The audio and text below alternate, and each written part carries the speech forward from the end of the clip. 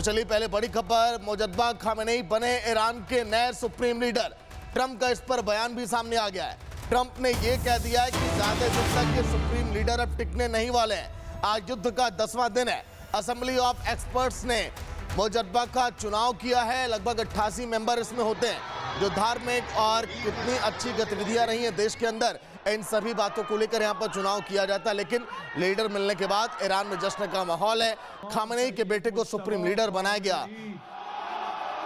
अब तस्वीरें अगर मैं आपको दिखाऊं तो देखिए कैसे है वहां पर हालात। जश्न का माहौल है इस समय पूरे ईरान में नए सुप्रीम लीडर को लेकर। लेकिन आगे क्या बड़े फैसले होंगे युद्ध को लेकर, ये अब देखने वाली बात होगी। क्योंकि खामेनेई के बाद ये कहा जा रहा था कि बागडोर अब किसके हाथों में होगी, रुख कैसा होगा। लेकिन अब खामेनेई के बेटे जो पहले भी कह चुके हैं कि जंग ये जारी रहेगी।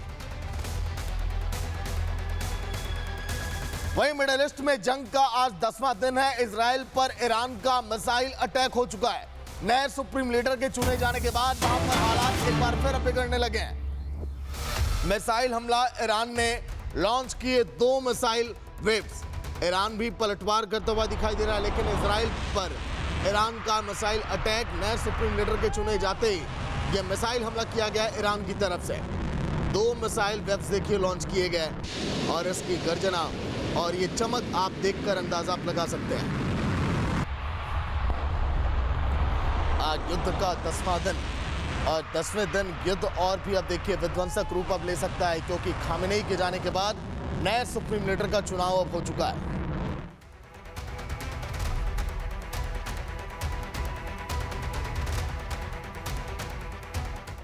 तो देखिए ईरान के मिसाइल अटैक की तस्वीरें भी अब सामने आ चुकी हैं। जब नए सुप्रीम लीडर का चुनाव हुआ उसके बाद एक बार फिर अब एक्टिव मोड में अब ईरान अब दिखाई देता हुआ। क्योंकि अब तमाम जो बड़े फैसले युद्ध को लेकर, रक्षा समझौते को लेकर, वो सारे फैसले अब लेंगे अब मुजद्दा खामेनेई, जो कि खामेनेई के बेटे हैं। और अब बागडोर उनके हाथों में है। हालांकि ट्रंप ये कह रहे हैं कि कुछ भी होने नहीं वाला ईरान का और इसके परिणाम भुगतने होंगे।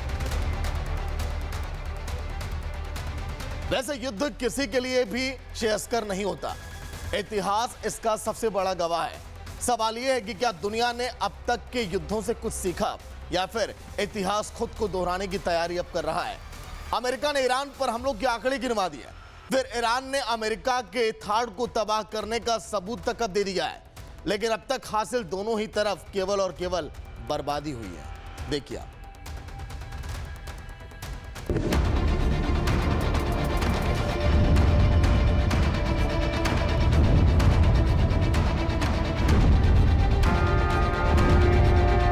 जिस मिसाइल डिफेंस सिस्टम पर ट्रंप को सबसे ज्यादा गुमान था, जिस मिसाइल सिस्टम की धमकी अमेरिका पूरी दुनिया को देता था, जिस मिसाइल डिफेंस सिस्टम के दम पर अमेरिका ईरान के साथ जंग में कूदा था, उस मिसाइल सिस्टम थाड को ईरान ने फाड़ दिया।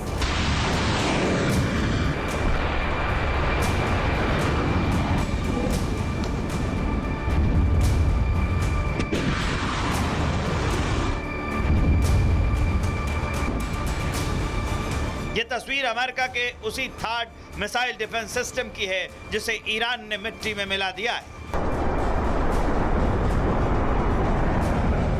रिपोर्ट्स के मुताबिक अमेरिका ने जॉर्डन के मुअफ्फाक सॉल्टी एयरबेस पर थाड मिसाइल डिफेंस सिस्टम लगा रखा था। ईरान ने पहले जानकारी जुटाई और फिर हमला कर थाड मिसाइल डिफेंस सिस्टम के रडार को तबाह कर दिया।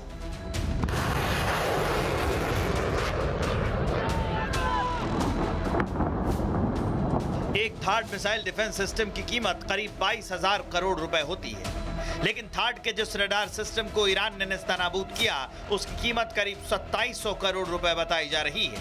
अमेरिका के पास महज 7 से 8 थाड मिसाइल डिफेंस सिस्टम बताए जाते हैं।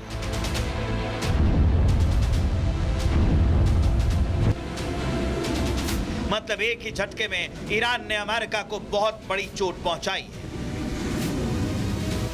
थाड सिस्टम के जिस रडार को ईरान ने मिट्टी में मिलाया है वो दुश्मन की बैलिस्टिक मिसाइलों को पहचानने और ट्रैक करने का काम करता है, लेकिन जब ईरानी मिसाइल थाड को तबाह करने आई रडार उसे ही नहीं पकड़ पाया। तो सवाल यह है कि क्या तथाकथित सुपर पावर के शक्तिशाली डिफेंस सिस्टम की पोल भी ईरान के साथ जंग में खुल गई है।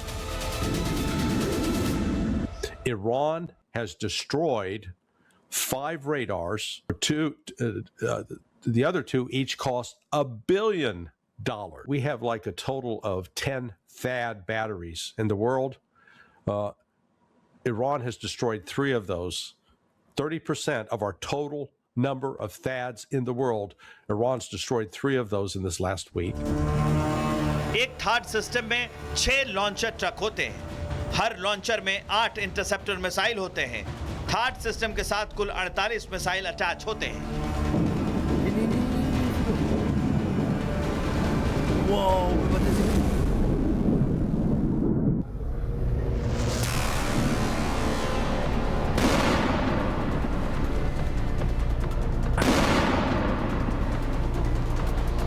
थाड की खासियत यह है कि वो दुश्मन की बैलिस्टिक मिसाइल को हवा में ही नष्ट कर देता है। अमेरिका ने हर जंगी मुहाने पर अपने थाड लगा रखे हैं।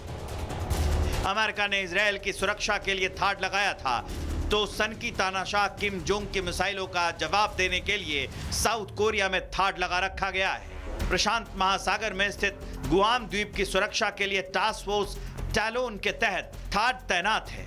ईरान के साथ बढ़ती टेंशन को देखते हुए जॉर्डन और सऊदी अरब में भी रडार नेटवर्क को मजबूत करने के लिए अमेरिका ने थाड लगा रखा है।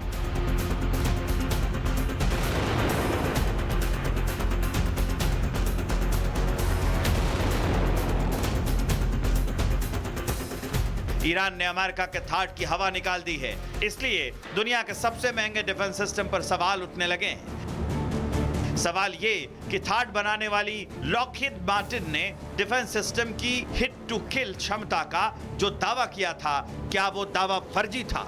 क्या 1000 किलोमीटर से लेकर 3000 किलोमीटर तक की दूरी तक दुश्मन के मिसाइल को ट्रैक करने की क्षमता का दावा भी फर्जी था? अमेरिका पूरी दुनिया को हथियार बेचकर मुनाफा कमाता है, अपने हथियारों के सबसे ताकतवर होने का दावा करता है, लेकिन अमेरिका के हथियार ईरान से अपनी ही सुरक्षा नहीं कर पा रहे हैं। ऐसे में हथियारों के ग्लोबल बाजार में अमेरिका की साख पर पट्टा लगना तय है। Bureau report, Republic Bharat.